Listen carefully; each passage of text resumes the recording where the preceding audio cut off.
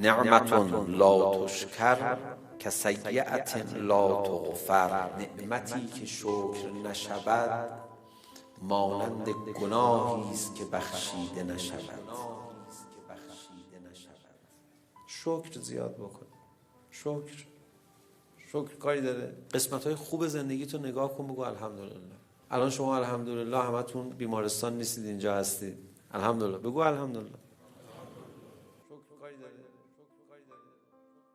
دعای عرفه امام حسین علیه السلام قومقاس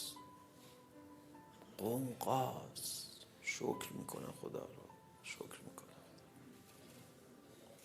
شکر میکنه خدا رو. دوباره میاد استغفار میکنه، برمیگرده شکر میکنه خدا رو. برای چه چیزایی شکر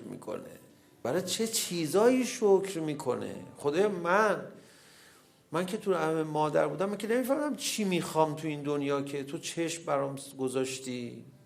من چجوری ازت تشکر کنم؟ تو نخواسته همجوری به من دادی. من چجوری آخه بتونم تشکر کنم؟ بابا امام حسین فدات بشم، ول کن فدات بشم، همه چشم دارن. فرماد و قلیل من عبادی الشکور. مثلا متقین نمیفرماد اینا کمن، مؤمنین نمیفرماد کمن، صالحین نمیفرماد کمن. به شکر که میرسه نه این کمه. مگه خدا از بندش چه انتظاری داره؟ میفرماد من بهت نعمت میدم تشکر کن دیگه، بقیه‌شو من خودم برات درست میکنم.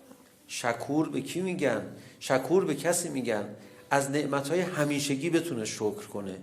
امروز صبح دیدید خورشید طلوع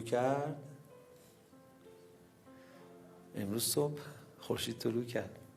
شما از خواب بیدار شدید. هر روز اینجوری میشه.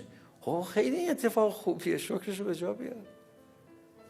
دیدید چه هوای خوبی بود؟ همیشه اینجوری بعد تابستون کم کم هوا خوب میشه دیگه. پنجره رو باز کردی، کولر لازم نداشتی، دیدی خوب بود، بگو الحمدلله. نه اینکه یه نعمت غیر مترقبه یه دفعه از آسمون بیفته درشت و حسابی و آنچنانی، بعد خدایا شکرت، من به این 100 میلیون احتیاج داشتم از آسمان رسید، خدا شکرت. شکور به کی میگن؟ شکور به کسی میگن از نعمتهای همیشگی بتونه شکر کنه.